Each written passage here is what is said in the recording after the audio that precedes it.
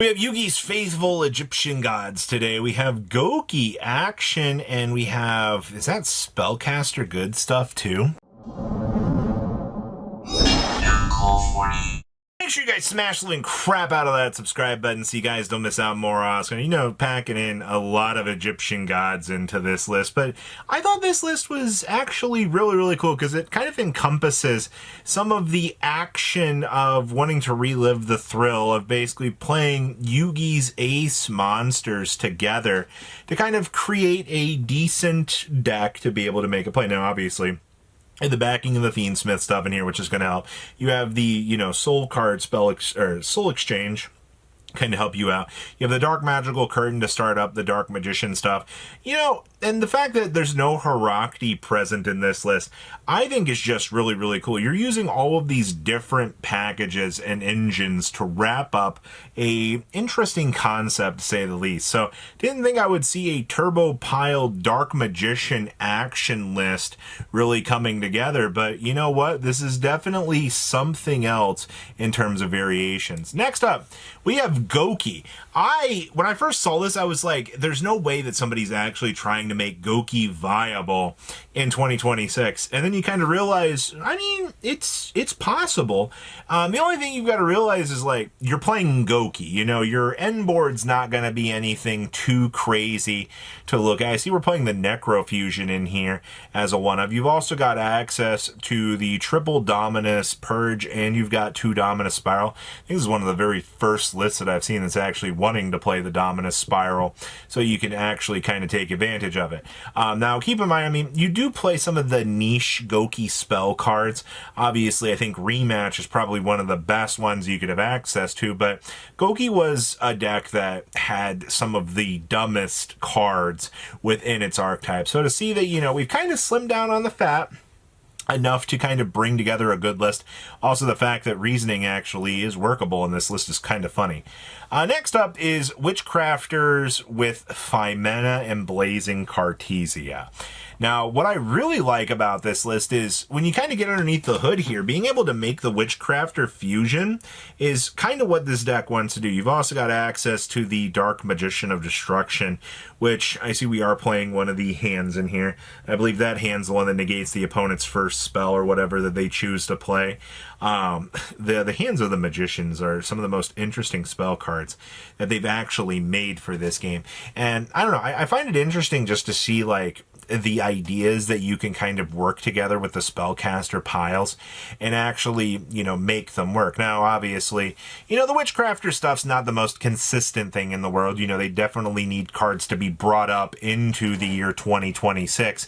But, I believe Konami's actually trying. A lot of the new stuff that they've been giving the deck has been helping out a lot. Next up here, we have more Goaty Assault Mode. I am actually impressed that we have been seeing as much love for this deck as we actually have been. Now, obviously, we're going from the 60 card variant that we saw a little while back, shaving down the fat on the list, and we're trying to optimize this a little bit. I think 2 Assault Mode activates is probably going to be good enough.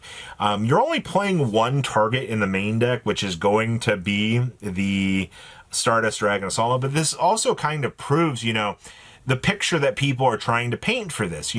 That Stardust Assault Mode actually ends up being worth it in a lot of these end boards for you to be able to do your thing. And obviously, you're playing Goaty, you want to be able to kind of set up a decent board, but the fact that, the emergency teleports do get you to the Assault Mode stuff a little bit more consistently, I think is one of the reasons why a deck like this can actually work.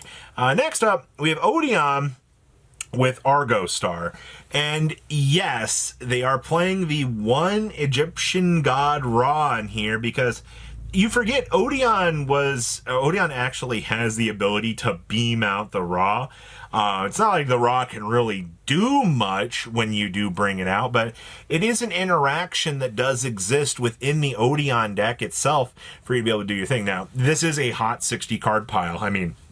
You got a lot going on underneath this hood to be able to work out. But this just kind of proves, like, hey, you're maximizing the Argo Star stuff. to be able to kind of like generate a pretty decent board, which I don't actually hate.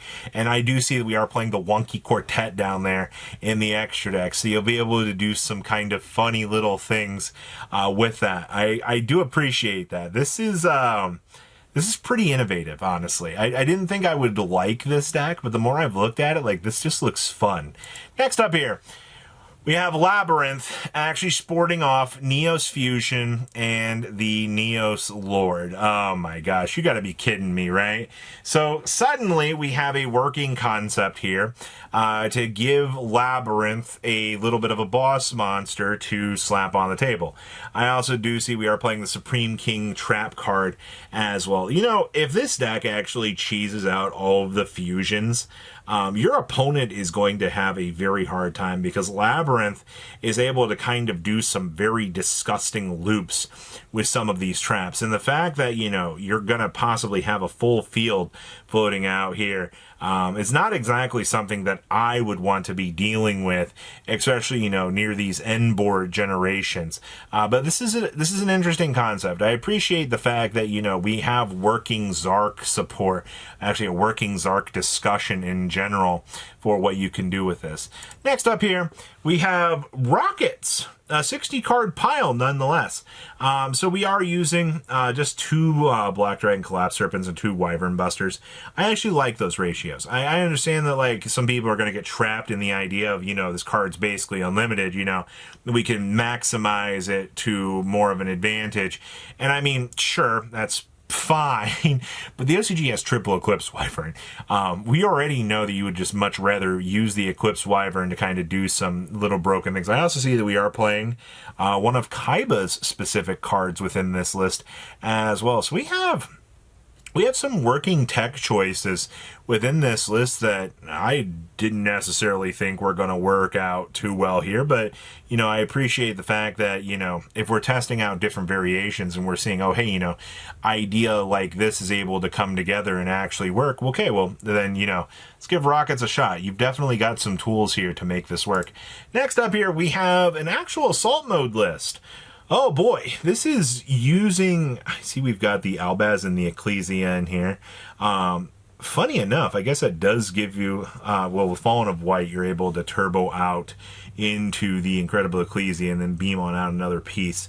The assault mode stuff is going to be able to make 8s really, really easy. That's not going to be a problem.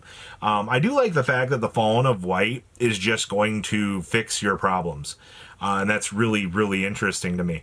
I see, in terms of the Red Nova Assault Mode, we're playing 1 copy of it. I'm not a super big fan of that card, but I can understand why, you know, you're going to look at this and go, okay. And obviously, Fallen and Virtuous is just going to be, it's the bread and butter of the format right now. This is the card you're looking at to keep the consistency going, because it does some incredibly powerful good things for you. So I do like this deck. This seems very fun as well. Next up, we have the Kuribo Yummy for Hire pile.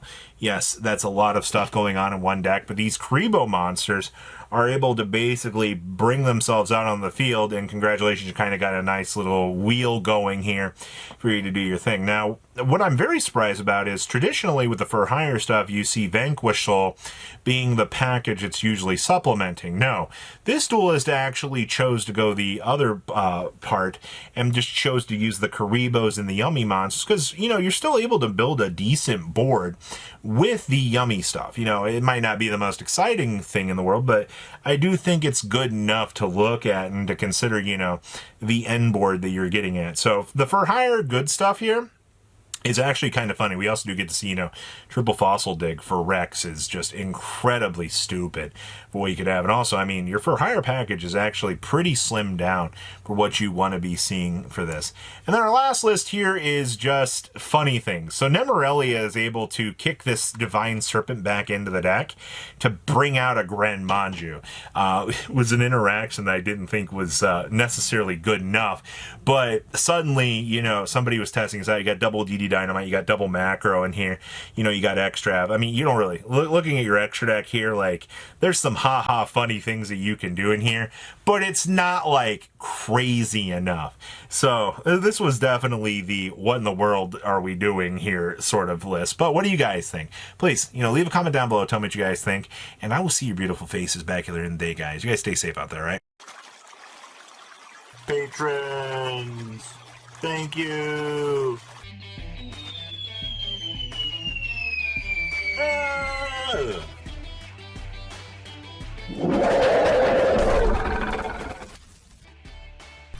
Thank you so much for watching. Check out these other videos.